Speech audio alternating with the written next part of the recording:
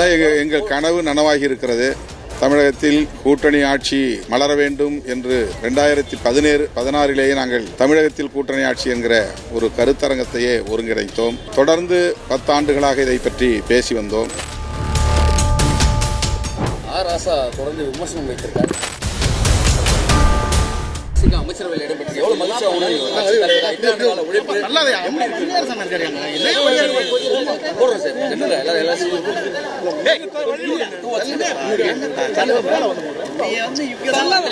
விடுதலை சிறுத்தைகளுடைய உழைப்பு அமைச்சரவையில் இடம் கிடைத்திருக்கு.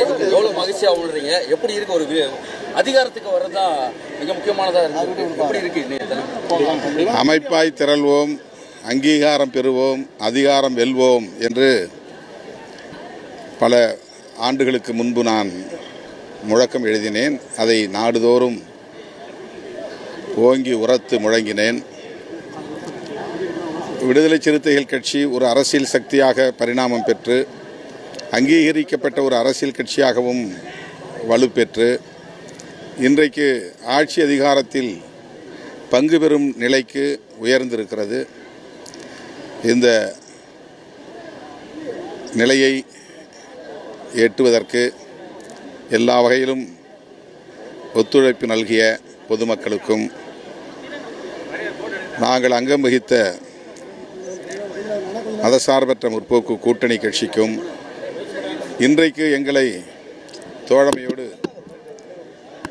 மதசார்பற்ற ஒரு அரசை அமைக்க வேண்டும் என்கிற நோக்கத்தோடு காங்கிரஸ், இடதுசாரிகள், விடுதலை சிறுத்தைகள், இஸ்லாமிய முஸ்லீம் லீக் ஆகிய கட்சிகளின் ஆதரவை வெளிப்படையாக கேட்டு பெற்று அதிகாரத்தை பகிர்ந்தளித்திருக்கிற தாவேகா தலைவர், தமிழ்நாடு முதல்வர் விஜய் அவர்களுக்கும், திரு ஜோசப் விஜய் அவர்களுக்கும் எமது நன்றியை உரித்தாக்கிக் கொள்கிறோம்.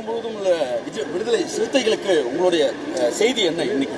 இன்றைய தினம் அதான் எங்கள் கனவு நனவாகி இருக்கிறது.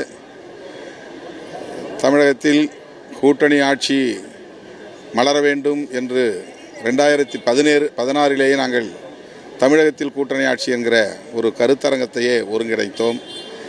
தொடர்ந்து 10 ஆண்டுகளாக இதை பற்றி பேசி வந்தோம். இன்றைக்கு அது நனவாகி இருக்கிறது. தமிழ்நாட்டில் ஒரு கூட்டணி ஆட்சி மலர்ந்திருக்கிறது. அதில் விடுதலை சிறுத்தைகள் கட்சியும் அங்கம் வகிக்கிற வாய்ப்பை பெற்றிருக்கிறது என்பதிலே எங்களுக்கு மகிழ்ச்சி. ஆட்சியிலும் பங்கு, அதிகாரத்திலும் பங்குன்ற முதல் குரலை தமிழகத்தில் விசிகா தான் முன்வைத்தது. அதை அடிப்படையில் முதல் கூட்டத்திலேயே விஜய் அதை வலியுறுத்தி இருந்தார். இன்னைக்கு அது நினைவாயிருக்கு. எப்படி பார்க்குறீங்க? முதல்ல நீங்கள் கொடுத்த அந்த டேக்